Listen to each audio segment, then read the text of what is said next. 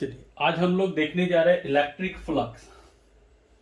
तो electric flux क्या है, क्या है ना, इसे कैसे हम मजबूत कर सकते हैं, इसे पढ़ने से हमारा बेनिफिट क्या होगा।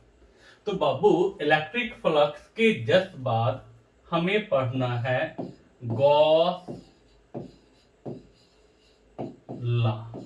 इसके जस्ट बाद हमें पढ़ना है गॉस लॉ, जो बहुत ही ज्यादा इंपॉर्टेंट है बोर्ड के लिए और कंपटीशन के लिए। बोर्ड के लिए भी है और कंपटीशन के लिए, दोनों के लिए इंपॉर्टेंट है। तो इलेक्ट्रिक फ्लक्स के बाद हमें क्या पढ़ना है, गॉस लॉ। इलेक्ट्रिक फ्लक्स जितना हमारा जबरदस्त होगा उतना ही आसान हमारा गॉस लॉ होगा। तो यानी हमारी प्रायोरिटी किसकी है, तो भाई इलेक्ट्रिक फ्लक्स की। इलेक्ट्रिक फ्लक्स में बहुत सारे एप्लीकेशन है ना। जैसे आपको कुछ कॉम्प्लिकेटेड के कारण, जैसे मान लो इन्फिनाइट रॉड है, उसके कारण इलेक्ट्रिक फील्ड इंटेंसिटी निकालना हो तो एक जनरल मीटर होता है और एक गॉस लॉ होता है। तो कॉम्प्लिकेटेड चीज के कारण भी हम इलेक्ट्रिक फील्ड निकालना चाहते हैं तो गॉस लॉ को यूज करके आसानी से प्राप्त किया जा सकता है। तो बाबू गॉस लॉ के लिए हमें किसकी जरूरत पड़ने वाली है, इलेक्ट्रिक फ्लक्स, विद्युतीय फ्लक्स की। ठीक है, अब इलेक्ट्रिक फ्लक्स को हम कैसे स्ट्रॉन्ग करेंगे, तो भाई इसके लिए हमें जरूरत पड़ने जा रहा है जिसका नाम है एरिया वेक्टर। इसके लिए हमें किसकी जरूरत पड़ेगी, एरिया वेक्टर। पहले आप इसे जान लो तब हम आपको बताएंगे इलेक्ट्रिक फ्लक्स के बारे में। यानी इलेक्ट्रिक फ्लक्स हमारा स्ट्रांग होगा तो गॉस लॉ भी हमें कोई दिक्कत नहीं होगा। और इसके लिए हमें किस पे फोकस करना होगा, तो एरिया वेक्टर पे। अभी तक हमने एरिया का नाम सुना था, फर्स्ट टाइम हम नाम सुन रहे हैं एरिया वेक्टर। जहां भी वेक्टर वर्ड आता है तो हमारे माइंड में जाता है कि उसके पास मैग्नीट्यूड होगा, उसके पास डायरेक्शन होगा, यानी मैग्नीट्यूड होगा और डायरेक्शन। तो भाई एरिया वेक्टर आखिर ये है क्या, तो कहता है बाबू वैसा वेक्टर जिसका मैग्नीट्यूड दिए गए, है ना, दिए गए एरिया के बराबर होता है, दिए गए एरिया के बराबर होता है और डायरेक्शन उसके प्लेन के परपेंडिकुलर होता है, उसका डायरेक्शन उसके प्लेन के परपेंडिकुलर होता है। फिर से एक बार, व्हाट इज एरिया वेक्टर, क्षेत्रफल सदिश क्या है, तो वैसा वेक्टर जिसका मैग्नीट्यूड उसके एरिया के बराबर हो और डायरेक्शन उसके प्लेन के परपेंडिकुलर हो, उसके प्लेन के परपेंडिकुलर हो, तो वैसे वेक्टर को हम कहते हैं एरिया वेक्टर। क्या कहते हैं, area vector. As for example जैसे मान लो ये कोई प्लेन है ना, तो इसका आप एरिया निकाल लोगे ना, फॉर्मूला L इंटू बी। ठीक है, तो मैग्नीट्यूड तो निकल जाएगा, कोई भी शेप हो, चाहे वो रेक्टेंगल हो, चाहे वो आपका स्क्वायर हो, चाहे वो सर्कल हो, यानी कोई भी शेप देगा तो बाई फॉर्मूला आप उसका क्षेत्रफल निकाल लोगे।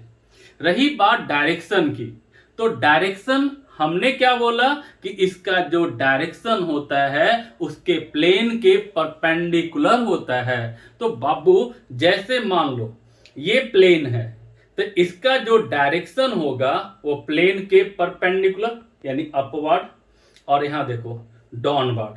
तो दोनों तो परपेंडिकुलर है, दोनों परपेंडिकुलर है ना, एक ये और एक ये, तो दोनों एक दूसरे का क्या है, परपेंडिकुलर है। लेकिन अब यहां पे दो डायरेक्शन पॉसिबल है। जैसे मान लो यहां पर ऐसा प्लेन हो तो इसका एरिया वेक्टर इधर होगा या तो इधर होगा या तो इधर, है ना, क्योंकि डिफिनीशन कहता है कि वैसा वेक्टर जिसका मैग्नीट्यूड उसके क्षेत्रफल उसके एरिया के बराबर हो और डायरेक्शन उसके प्लेन के परपेंडिकुलर हो। क्लियर? तो प्लेन के परपेंडिकुलर ये भी है और प्लेन के परपेंडिकुलर ये भी है। अब रही बात ये दो डायरेक्शन में कौन सा यूज करना है या कौन सा सही होगा। ठीक है, तो भाई जिसके कारण इलेक्ट्रिक फ्लक्स का वैल्यू पॉजिटिव होता है उसी को हम चूज करते हैं। देखो यहां पर जैसे मान लो अगर ये सर्कुलर शेप है तो इसका जो एरिया वेक्टर होगा वो किधर होगा? Perpendicular to the plane. तो इधर या तो इधर भी हो सकता है। अगर मान लो प्लेन ऐसा है, ठीक है, तो आपका एरिया वेक्टर किधर होगा? तो इसके परपेंडिकुलर, चाहे अपवर्ड चाहे डाउनवर्ड। क्लियर? तो ये ध्यान रखना एरिया वेक्टर। तो उम्मीद करते हैं एरिया वेक्टर से थोड़ा सा जान पहचान हो गया होगा। यानी वैसा वेक्टर जिसका मैग्नीट्यूड दिए गए क्षेत्रफल के बराबर हो और डायरेक्शन उसके प्लेन के परपेंडिकुलर हो तो उसे कहते हैं area vector. As for example मान लो अगर कोई प्लेन एक्स वाई प्लेन हो। कौन सा प्लेन हो? एक्स वाई, यानी एक्स वाई प्लेन हो। एज फॉर एग्जांपल फिगर देखो, यहां पर फिगर देखना, ये x हो गया और ये y और ये z। क्लियर? तो x y प्लेन है, ये आपका x y है। तो आप इसका क्षेत्रफल निकाल लोगे बाई फॉर्मूला। ठीक है, तो बाई फॉर्मूला आप एरिया निकाल लोगे। डायरेक्शन की बात की जाए तो ये एक्स वाई प्लेन है, तो इसका परपेंडिकुलर कौन होगा? तो जेड एक्सिस। यानी जेड पॉजिटिव भी हो सकता है और जेड निगेटिव भी हो सकता है। यानी इसका जो एरिया वेक्टर होगा तो जैसे एज फॉर एग्जांपल मान लीजिए कि ये स्क्वायर शेप है, इसका साइड 10 मीटर है, इसका साइड भी 10 मीटर है, तो आप इसका एरिया निकालोगे 100 मीटर स्क्वायर। रही बात डायरेक्शन की, तो डायरेक्शन जो होगा वो x और y के परपेंडिकुलर होगा, और x और y के परपेंडिकुलर कौन होता है? तो z एक्सिस। z पॉजिटिव भी हो सकता है और z निगेटिव भी हो सकता है ना। तो यहां पे z के लिए आप जानते होंगे k कैप, x के लिए i कैप, है ना, y के लिए j कैप। अगर या तो ये या तो माइनस लगा दो, लेकिन जब हम न्यूमेरिकल बनाएंगे या कोई प्रूफमेंट करेंगे तो हम उस डायरेक्शन को चूज करेंगे जिसके कारण फ्लक्स का वैल्यू पॉजिटिव होगा। चलिए आगे बढ़ते हैं।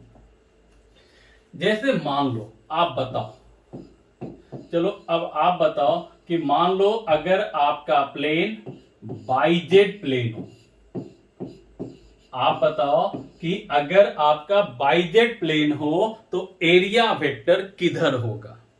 अगर आपका प्लेन बाईजेड हो तो एरिया वेक्टर किधर होगा? तो बाईजेड के परपेंडिकुलर, मीन्स एक्स एक्सिस। अब एक्स पॉजिटिव भी हो सकता है और एक्स निगेटिव भी हो सकता है। क्लियर? अब देखो ये केस क्लियर हुआ।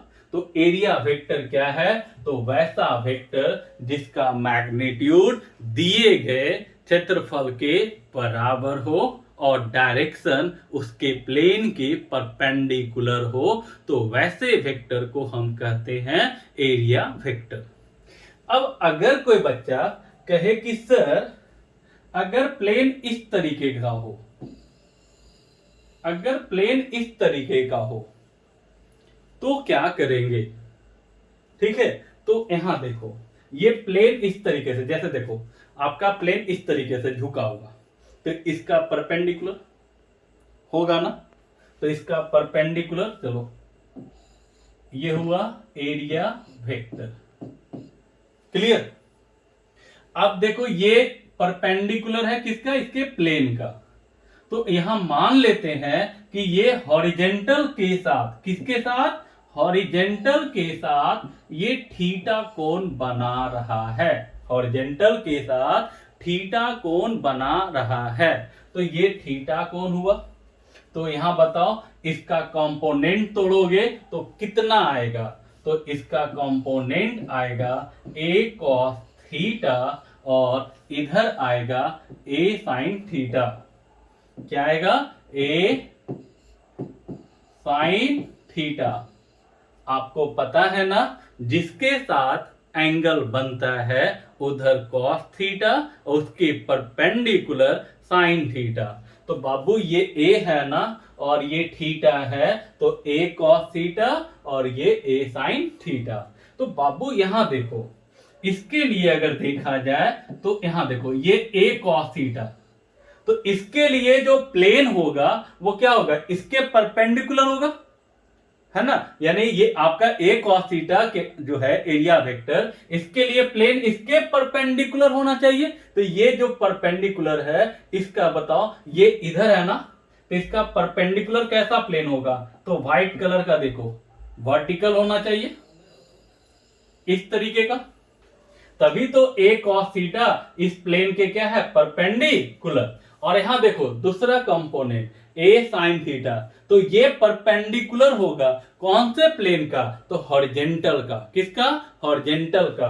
तो यहां पे दो एरिया हुआ, एक हॉरिजेंटल और एक वर्टिकल। तो ग्रीन वाला जो हुआ वो a sin थीटा का प्लेन हुआ और व्हाइट वाला जो हुआ वो a cos थीटा का हुआ। ठीक है, तो ये हुआ एरिया वेक्टर। उम्मीद करते हैं कि एरिया वेक्टर आपको समझ में आ गया होगा। व्हाट इज एरिया वेक्टर, फिर से एक बार, वैसा वेक्टर जिसका मैग्नीट्यूड उसके एरिया के बराबर हो और डायरेक्शन उसके प्लेन के परपेंडिकुलर हो, तो वैसे वेक्टर को हम कहते हैं एरिया वेक्टर। क्या कहते हैं, एरिया वेक्टर। चलिए आगे बढ़ते हैं। अब आ जाओ इलेक्ट्रिक फ्लक्स। इलेक्ट्रिक फ्लक्स क्या है, इलेक्ट्रिक फ्लक्स, इलेक्ट्रिक फ्लक्स इसको डिनोट किया जाता है बाबू फाई से, फाई, है ना। और इलेक्ट्रिक है तो यहां पे आप ई लगा दो, मैग्नेटिक है तो बी लगता है। तो इलेक्ट्रिक फ्लक्स को किससे डिनोट करते हैं, तो फाई, है ना, और ई। तो यानी इसको हम पढ़ेंगे इलेक्ट्रिक फ्लक्स। इसका दो दो डिफिनीशन है, ठीक है। एक डिफिनीशन जो ध्यान देना, जो बोर्ड में आता है तो उसको लिखने में काम देगा। तो देखो दो डिफिनीशन है। पहला क्या है, तो इलेक्ट्रिक फ्लक्स तो कहता है number of electric lines, number of electric lines, है ना, passing perpendicular to the plane of, है ना, to the plane is called electric flux. यानी समझोगे मेरी बात, जैसे मान लो ये कोई प्लेन है, ठीक है, ये कोई प्लेन है, कोई सतह है और ये आपका इलेक्ट्रिक फील्ड है। तो इस प्लेन से जितना लाइंस पास करेगा और वह भी कैसे, तो सरफेस के परपेंडिकुलर, तो उसको कहते हैं इलेक्ट्रिक फ्लक्स।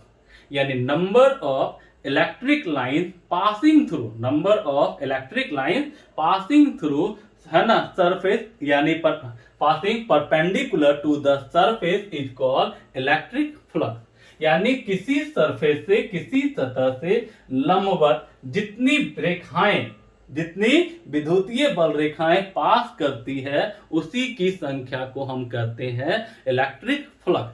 जैसे एज फॉर एग्जांपल, जैसे ये जो फिगर है, ये जो फिगर है इसमें कितना लाइन पास कर रहा है, तो 3 लाइन पास कर रहा है। तो यहां पे इसका जो इलेक्ट्रिक फ्लक्स होगा तो यहां पे 3 होगा।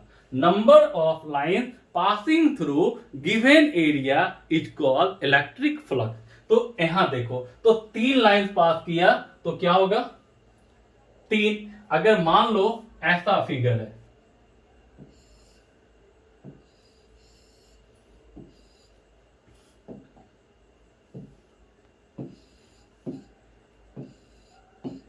number of lines passing perpendicular to the surface is called electric flux। तो भाई यहां कितना लाइन पास कर रहा है, 4 लाइन पास कर रहा है ना, तो यहां पे आपका फ्लक्स कितना होगा 4 होगा। तो एक डिफिनीशन ये हुआ, number of electric line passing perpendicular to the plane is called electric flux. यानी किसी सतह से लंबवत गुजरने वाली विद्युत बल रेखाओं की संख्या को विद्युत फ्लक्स कहते हैं। एक डिफिनीशन ये हुआ। आइए सेकंड डिफिनीशन क्या होता है, phi is equal to B dot A, sorry electric flux है तो ई डॉट ए, ध्यान दीजिएगा, phi is equal to E dot A, है ना। तो यहां इसका डिफिनीशन कैसे याद रखोगे, तो यहां ध्यान दीजिएगा बाबू, यहां ध्यान दीजिएगा, ई क्या है, ये क्या है, तो इलेक्ट्रिक फील्ड इंटेंसिटी विद्युत क्षेत्र तीव्रता। ए क्या है, तो एरिया वेक्टर क्षेत्रफल सदिश, ए क्या है, एरिया वेक्टर क्षेत्रफल सदिश। और ये कौन सा प्रोडक्ट है, तो डॉट प्रोडक्ट। कौन सा प्रोडक्ट, डॉट प्रोडक्ट। तो बाबू डिफिनीशन कैसे याद रखोगे, तो यहां डिफिनीशन कैसे याद रखेंगे, तो dot product, the dot product of electric field intensity and area vector is called electric flux। कौन सा प्रोडक्ट, डॉट प्रोडक्ट, किसका, इलेक्ट्रिक फील्ड इंटेंसिटी का, किसका, इलेक्ट्रिक फील्ड इंटेंसिटी का, किसके साथ, तो एरिया वेक्टर के साथ, उसी को हम लोग कहते हैं इलेक्ट्रिक फ्लक्स। क्लियर। यानी dot product of electric field intensity with area vector is called electric flux. Hindi में तो विद्युत क्षेत्र तीव्रता एवं क्षेत्रफल सदिश के अदिश गुणनफल को विद्युत फ्लक्स कहते हैं। क्लियर। तो बाबू ये डिफिनीशन हुआ, याद हुआ। फिर से एक बार देखो, phi is equal to, board में पूछता है ई डॉट ए, जहां ई क्या है, तो इलेक्ट्रिक फील्ड इंटेंसिटी, ए क्या है, एरिया वेक्टर, यानी dot product of electric field intensity and area vector is called electric flux. विद्युत क्षेत्र तीव्रता एवं क्षेत्रफल सदिश के अदिश गुणनफल को विद्युत फ्लक्स कहते हैं। चलिए आगे बढ़िए, यहां ध्यान दोगे, phi is equal to E dot A, तो इसको डॉट प्रोडक्ट जानते हो ना, A dot B is equal to A B cos theta, तो यहां ई ए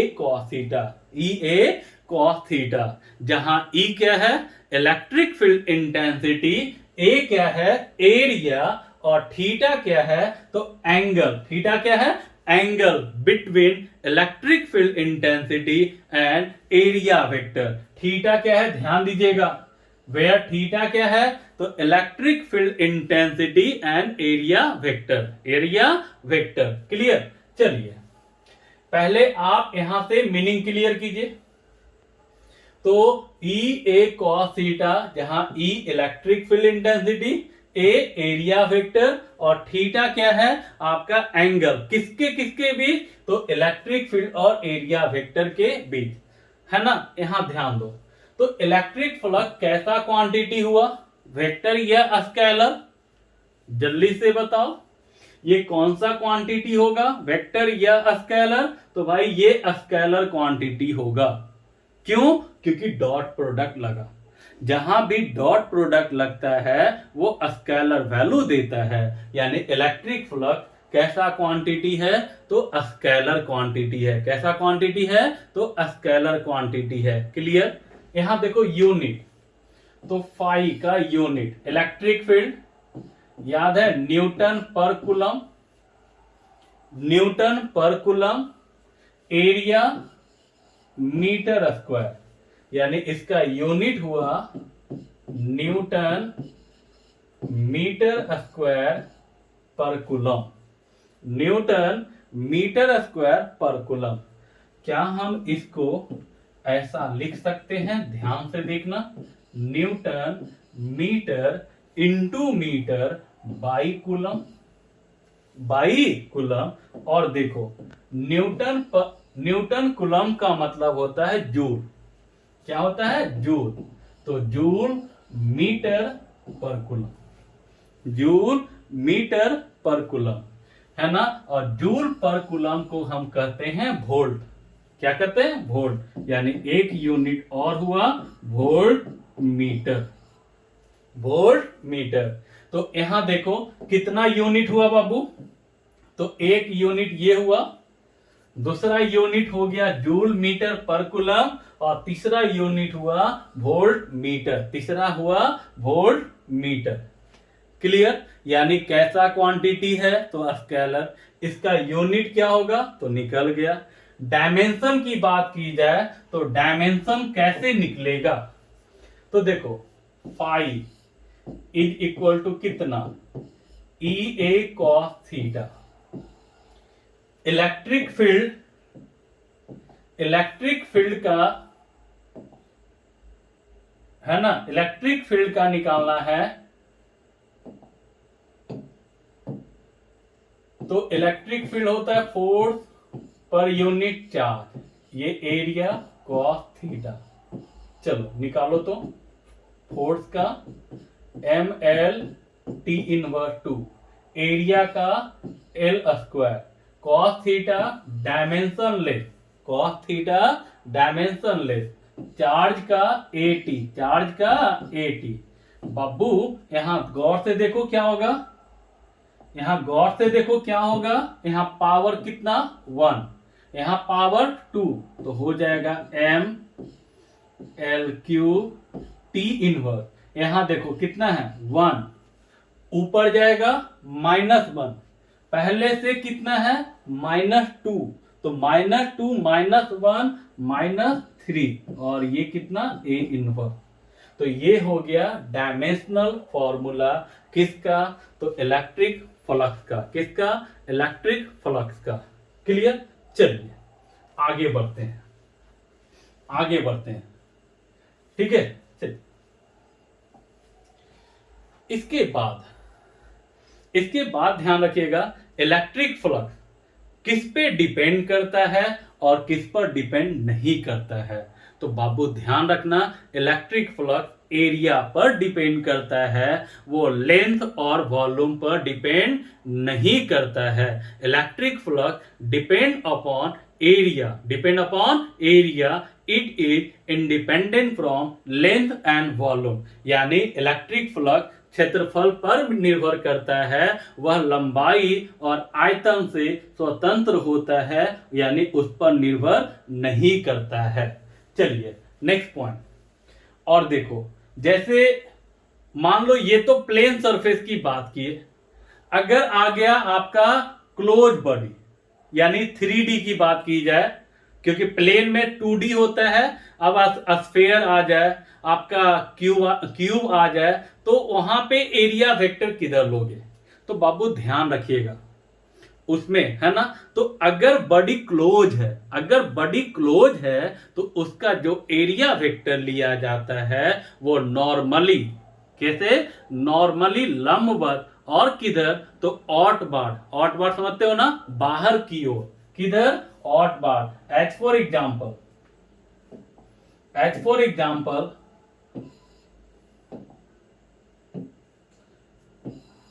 मान लीजिए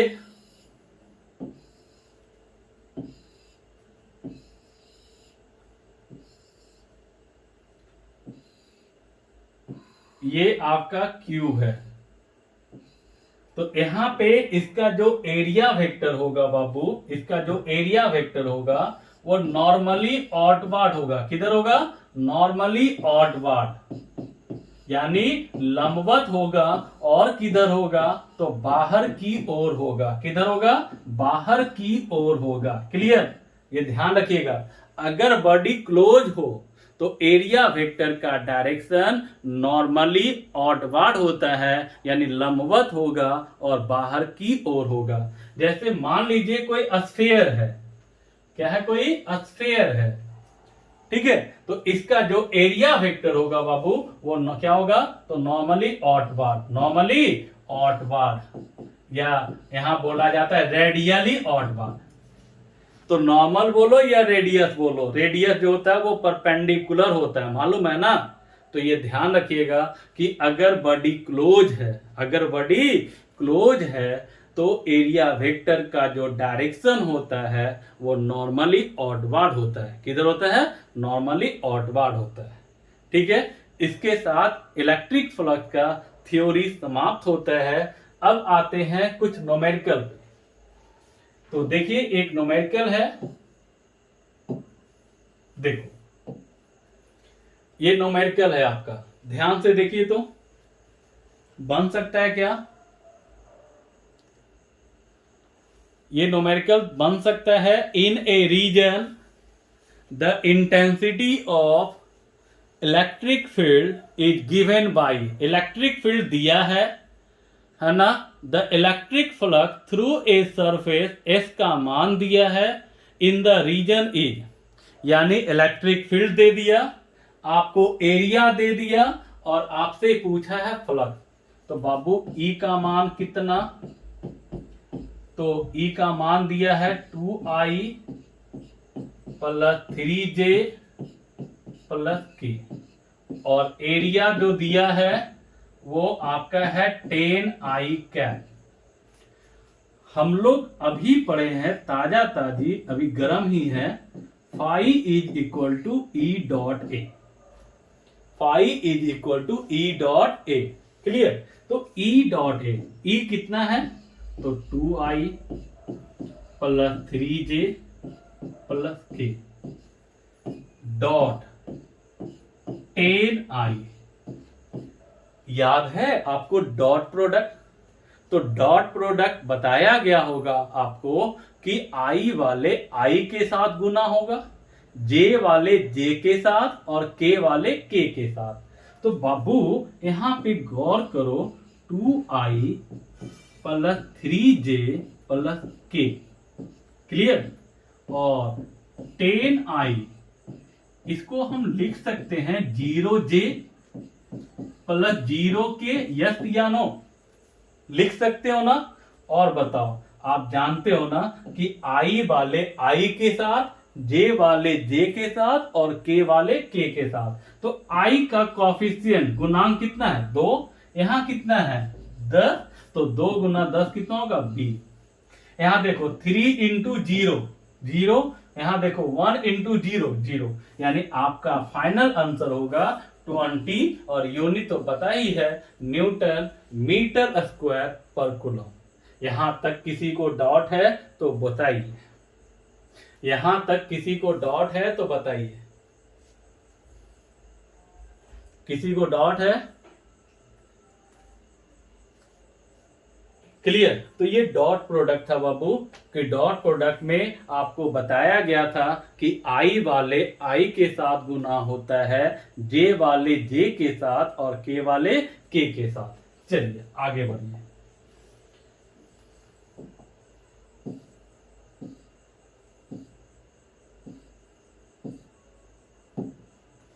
अब जैसे मान लो इसका बहुत सारा क्वेश्चन है, ठीक है, बहुत सारा क्वेश्चन है। जैसे मान लीजिए कोई आपका, ये मान लो रिंग सर्कुलर प्लेट है जिसका रेडियस आर आपको दिया है, ठीक है, और यहां इलेक्ट्रिक फील्ड जो है बाबू वो ईस्ट है, ठीक है, और ये जो है वर्टिकल के साथ थीटा कोण बना रहा है। कितना कोण? थीटा कोण। तो तो अगर आपसे पूछेगा कि यहाँ इलेक्ट्रिक फ्लक्स का मान कितना होगा, तो आप यहाँ पे कैसे निकालोगे? तो phi is equal to E dot A, ठीक है। तो ई ए कॉस थीटा, ठीक है, एक ध्यान रखना। तो यहां देखो ई ए डॉट कॉस थीटा, तो यहां पे देखो ई इलेक्ट्रिक फील्ड, ए एरिया, थीटा दोनों के बीच का एंगल।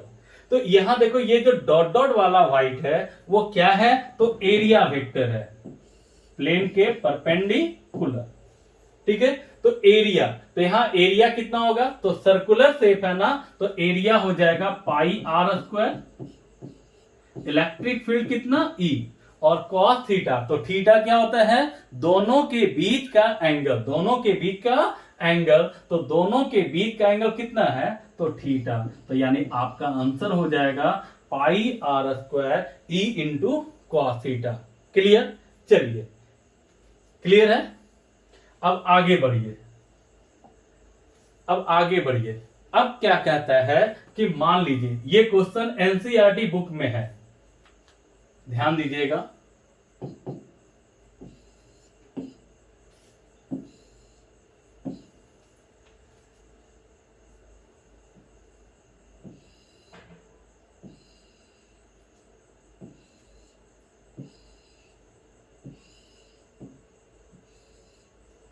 ये सिलिंड्रिकल शेप दिया है ना? इसमें आपको डिस्टेंस भी दिया हुआ है, बहुत कुछ दिया हुआ है, ठीक है। इसका रेडियस आप लोग मान लो आर है, इसका रेडियस कितना है?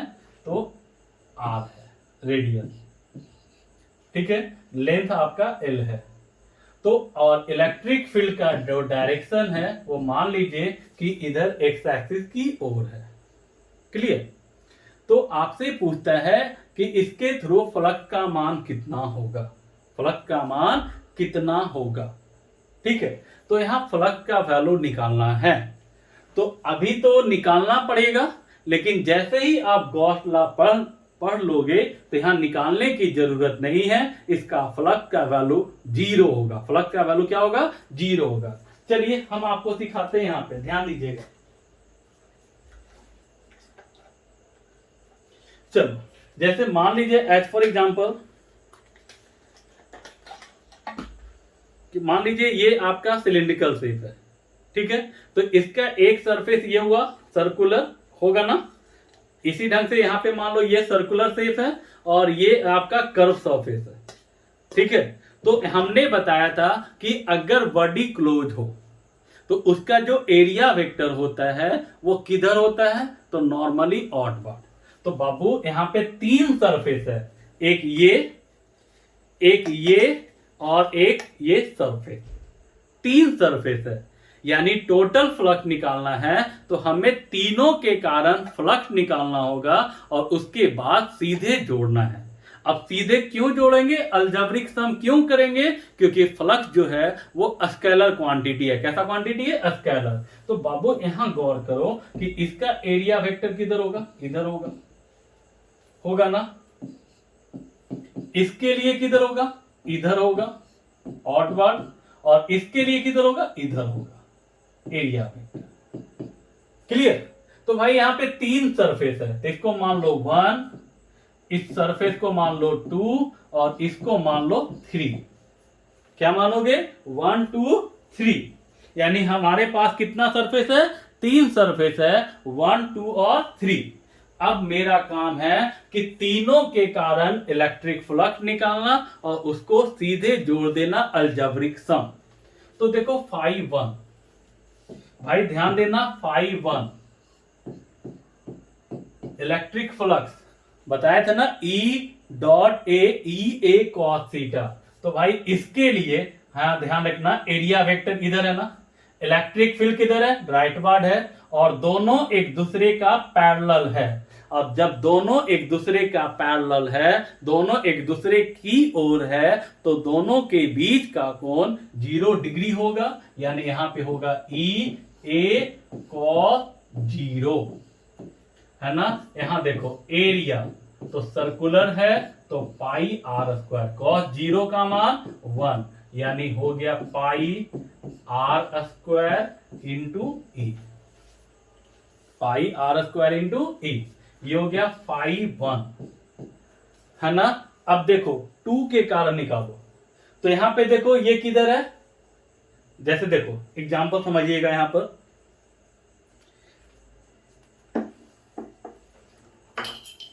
चलिए जैसे देखो इलेक्ट्रिक फील्ड जो है वो इधर है ना, और आपका एरिया वेक्टर ऐसे है नॉर्मली ऑडवर्ड, तो आप गौर से देखो एक दूसरे का क्या दिख रहा है, ये परपेंडिकुलर दिख रहा है, ये दोनों एक दूसरे का क्या परपेंडिकुलर है ना, मतलब थीटा कितना डिग्री है, तो 90 डिग्री, थीटा कितना डिग्री है, तो 90 डिग्री। तो यहाँ पे फाई 2 कितना होगा भाई, फाई 2 कितना होगा आप बताओ, फाई 2, तो ई ए कॉस 90 और कॉस 90 कितना 0, तो फाई 2 का मान कितना हो गया 0। अब बच गया तीसरा एरिया, तीसरा सरफेस, तो तीसरा सरफेस ध्यान रखना एरिया वेक्टर लेफ्ट वार्ड, क्यों, क्योंकि normally outward, electric field right ward, तो यहाँ पे फ्लक्स कितना होगा, तो ध्यान से देखिएगा यहाँ फ्लक्स जो होगा फाई 3 जो होगा वो होगा ई dot A, means E A cos theta, है ना। यहां देखो ई तो ई है ही, एरिया देखो सर्कुलर शेप है तो कितना पाई आर स्क्वायर, और देखो थीटा तो electric field right ward, area vector left ward, means दोनों के बीच का कोण कितना 180 डिग्री, कॉस 180 का मान -1, तो आपका हो गया pi R square into E. Clear. और देखो बाबू टोटल फ्लक्स की बात की जाए, total flux, now total flux phi total, phi total कितना, तो phi 1 plus phi 2 plus phi 3। Clear. तो तीनों का फ्लक्स निकालो और जोड़ दो, और सीधे जोड़ना है, क्यों, क्योंकि ये स्केलर क्वांटिटी है, तो कितना होगा, तो pi R square into E, ये कितना 0, और ये कितना है, तो minus pi R square into E, यहाँ पे जोड़ोगे तो कितना आएगा 0। ये तो हमने पहले ही बोला था कि यहाँ पे फ्लक्स का वैल्यू 0 होगा, लेकिन वो कब पता चलेगा, जब आप गॉस लॉ पढ़ लिए होगे तब। ठीक है। तो इसके बाद जो हम लोग स्टार्ट करेंगे वो होगा गॉस लॉ। इलेक्ट्रिक फ्लक्स हमने पढ़ लिया। ठीक है। यहाँ पे एक पॉइंट और सीख लो कि न्यूमेरिकल अगर बनाना हो तो यहाँ पे इसका यूज करने के लिए सीखना कि अगर सरफेस प्लेन, ध्यान दीजिएगा प्लेन सरफेस, अगर सरफेस प्लेन हो, समतल हो, तो आप ये फॉर्मूला यूज करना phi is equal to E dot A. ध्यान दीजिएगा अगर सरफेस प्लेन हो तो formula phi is equal to E dot A. अगर सरफेस कर्व हो,